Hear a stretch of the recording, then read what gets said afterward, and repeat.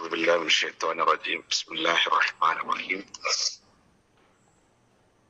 الحمد لله والصلاة والسلام على رسوله الأمين وعلى آله وصحبه أجمعين. ഏറ്റവും ബഹുമാനരായ Fajr club കുടുംബാംഗങ്ങളെ, സഹോദരി സഹോദരങ്ങളെ, രക്ഷിതാക്കളെ, എല്ലാ ദിവസവും സുബഹ് നമസ്കാരത്തിന് ശേഷം ഒരായത്ത് പഠിക്കുക എന്നുള്ള അർത്ഥത്തില് ഞാൻ താമസിക്കുന്ന പള്ളിയില് ഒരു ക്ലാസ് ഉണ്ട്. അപ്പൊ അതുകൊണ്ടാണ് കയറാൻ വൈകിയത്. ക്ഷമയോദിക്കുന്നു. പരിശുദ്ധ റമളാനിന് വേണ്ടി മനസ്സുകൊണ്ട് ശരീരം കൊണ്ടൊക്കെയും റമളാനെ വരവേൽക്കുവാൻ വേണ്ടി ഒരുങ്ങിയവരായിരിക്കും നമ്മളൊക്കെയും.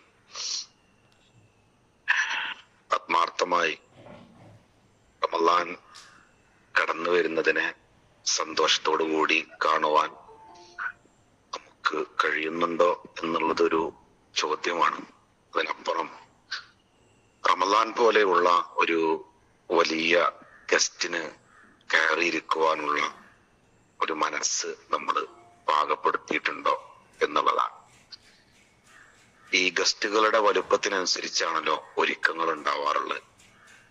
അപ്പോ അത്രയും വലിയ ഒരു അതിഥിയെ ഉൾക്കൊള്ളാവുന്ന അത്രയും ശുദ്ധമായ മനസ്സിനെ പാകപ്പെടുത്തുവാൻ നമുക്കായിട്ടുണ്ടോ എന്നത് ഷഅബാനിലെ തുടർന്നുള്ള ദിവസങ്ങളിൽ സജ്ജമാക്കുവാനുള്ള ഒരു അസ്വസ്ഥതയായിട്ട് മാറേണ്ടതുണ്ട് എന്നതാണ് ഈ സന്ദർഭത്തിൽ സൂചിപ്പിക്കുവാനുള്ളത്. നമ്മുടെ ഹൃദയങ്ങൾക്ക് കാഠിന്യം ബാധിച്ചിട്ടുണ്ടോ എന്ന് എപ്പോഴും വിലയിരുത്തണം. ഹൃദയങ്ങൾക്ക് കാഠിന്യം ബാധിക്കുക, അതെങ്ങനെയാണ് തിരിച്ചറിയുക എന്നുള്ളതിന് ഖുർആന്റെ പശ്ചാത്തലത്തിൽ നിന്നുകൊണ്ട് പണ്ഡിതന്മാർ അടയാളപ്പെടുത്തുന്നുണ്ട്. നമ്മളറിയാതെ നമ്മുടെ ഹൃദയങ്ങൾക്ക് കാഠിന്യം ബാധിച്ചു പോകും. അങ്ങനെയാണ് പലപ്പോഴും, അല്ലെ? നമ്മുടെ വീടുകളൊക്കെ ദിവസവും തുടച്ച് തൂത്തുവാരുന്നുണ്ടെങ്കിലും നമ്മൾ ശ്രദ്ധിക്കാത്ത ചില ഇടങ്ങളിൽ കൈകൾ എത്തിയിട്ടില്ല എങ്കിൽ പിന്നെ അവിടെ വലിയ അഴുക്കായി മാറിയിട്ടുണ്ട്. അപ്പോ അതിലൊന്ന് പരിശുദ്ധ ഖുർആൻ പാരായണം ചെയ്യുമ്പോ നമ്മുടെ ഈമാൻ വർദ്ധിക്കാറുണ്ടോ എന്നാണ്. പരിശുദ്ധ ഖുർആൻ പാരായണം ചെയ്യുമ്പോ അതിന്റെ കൂടെ നമുക്ക് തിലാവത്ത് എന്ന് പറഞ്ഞാൽ പിന്തുടരുക എന്നാണ്. ഖുർആന്റെ ശകലങ്ങൾ നമ്മൾ വായിക്കുമ്പോ നമ്മുടെ ഈമാൻ വർദ്ധിക്കുന്നില്ല എങ്കിൽ നമ്മുടെ ഹൃദയങ്ങൾക്ക് കാഠിന്യം ബാധിക്കുന്നുണ്ട് എന്ന് മനസ്സിലാക്കണം. അല്ലാഹു സുബ്ഹാനഹു വ തആല തന്നെ പറയുന്നുണ്ടല്ലോ, ഇന്നമൽ മുഅ്മിനൂന അല്ലദീന ഇദാ ദുക്കിറല്ലാഹു വജലത് ഖുലൂബുഹും വഇദാ തുലിയത് അലൈഹിം ആയാതുഹു സാദത്തുഹും ഈമാന. അല്ലാഹുവിന്റെ ദിക്ർ അത് അവരുടെ ഹൃദയങ്ങളെ പ്രകമ്പനം കൊള്ളിക്കും. പരിശുദ്ധ ഖുർആന്റെ പാരായണം അത് അവരുടെ ഈമാൻ വർദ്ധിപ്പിക്കും. അത്തരം ആളുകളാണ് വിശ്വാസികൾ എന്ന് അല്ലാഹു സുബ്ഹാനഹു വ തആല അടയാളപ്പെടുത്തുന്നത്. സഹോദരി സഹോദരങ്ങളെ, ഖുർആൻ കേൾക്കുമ്പോ, ഖുർആൻ പാരായണം ചെയ്യുമ്പോ നമ്മുടെ ഹൃദയങ്ങളിൽ ഈമാൻ സ്ഫുരിക്കുന്നുണ്ടോ? രണ്ടാമത്തേത് റബ്ബിനെ കുറിച്ചുള്ള പേടിയാണ്. അള്ളാഹുവിനെ കുറിച്ച് ആലോചിക്കുമ്പോൾ അള്ളാഹുവിന്റെ ശിക്ഷയെ കുറിച്ചും പ്രതിഫല നാളിനെ കുറിച്ചും പരലോകത്തെ കുറിച്ചും ഒക്കെയുള്ള പേടി നമുക്ക് കയറി വരിക. അതിന്റെ പേരിൽ നമുക്ക് എന്താ പറയാ, ചെയ്യുന്ന കാര്യങ്ങളിൽ സൂക്ഷ്മത കൈവരിക. അങ്ങനെയുള്ള പേടി നമ്മുടെ കയ്യിൽ നിന്ന് നഷ്ടപ്പെടുന്നുണ്ടെങ്കിൽ ഹൃദയത്തിന് കാഠിന്യം ബാധിച്ചവരായിട്ട് മാറും എന്നാണ് പണ്ഡിതന്മാർ അടയാളപ്പെടുത്തിയിട്ടുള്ളത്. മൂന്നാമത്തേത് ഹറാമുകൾ ഒഴിവാക്കാൻ പറ്റുന്നുണ്ടോ?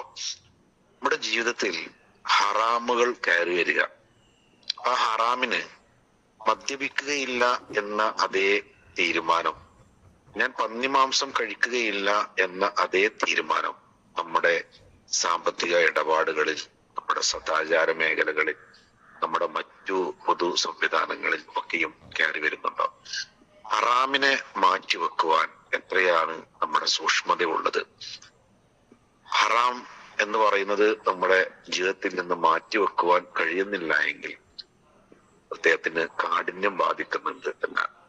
മൂന്നാമതായിട്ട് പറയുന്നത് നന്മകൾ വർദ്ധിപ്പിക്കാൻ കഴിയുന്നില്ല എങ്കിൽ നന്മകളെ കുറിച്ച് ചിന്തിക്കുമ്പോഴേ നന്മകൾ വർദ്ധിക്കുകയുള്ളൂ.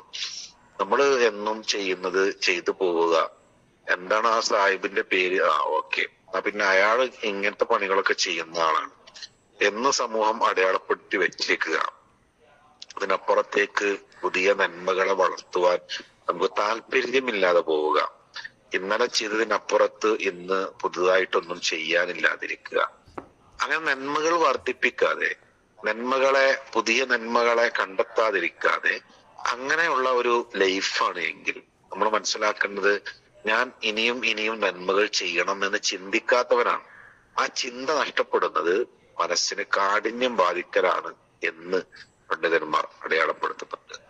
അഞ്ചാമതായിട്ട് പറയുന്നത് നമ്മൾ ചെയ്തു പോയ പാപങ്ങളിൽ ഖേദപ്രകടനം നടത്തുവാൻ നമുക്ക് കഴിയുന്നില്ല എങ്കിൽ, റബ്ബിന്റെ മുമ്പിൽ അത് നിരത്തി വെച്ച് റബ്ബിനോട് തൗബ ചെയ്യുവാനുള്ള മനസ്സില്ല എങ്കിൽ അത് സാരല്ല, അത് പ്രശ്നമല്ല, അത് അങ്ങനല്ലേ, അത് അങ്ങനെ ആയതുകൊണ്ടല്ലേ, ഇങ്ങനെയൊക്കെയുള്ള ന്യായീകരണങ്ങളിലൂടെ നമ്മുടെ പാപങ്ങളെ സമീകരിക്കുന്നുണ്ടെങ്കിൽ തീർച്ചയായിട്ടും ആ ഹൃദയം കാഠിന്യം ബാധിച്ചതായിട്ടാണ് അടയാളപ്പെടുത്തുന്നത്. അപ്പോ സഹോദരങ്ങളെ, അള്ളാഹുവിന്റെ പരിശുദ്ധ റമളാൻ അത് നമ്മൾ സ്വാഗതം ചെയ്താലും ചെയ്തില്ലെങ്കിലും കാലചക്രം മുന്നോട്ട് പോകുന്നതിന്റെ ഭാഗമായി അത് നമ്മളിലേക്ക് വരും.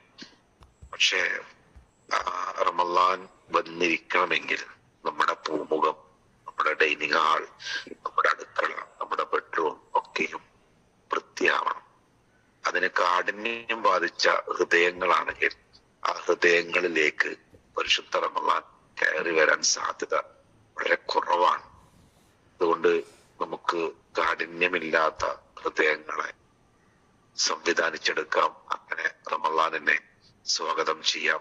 അല്ലാഹു സുബ്ഹാനഹു വ തആല ഇത്തരം ആളുകളുടെ കൂട്ടത്തിൽ നമ്മെ അവരെയും ഉൾപ്പെടുത്തി അനുഗ്രഹിക്കുമാറാകട്ടെ. വആഖിറു ദഅവാനാ അൽഹംദുലില്ലാഹി റബ്ബിൽ ആലമീൻ. അസ്സലാമു അലൈക്കും വറഹ്മത്തുള്ളാഹി വബറകാതുഹു.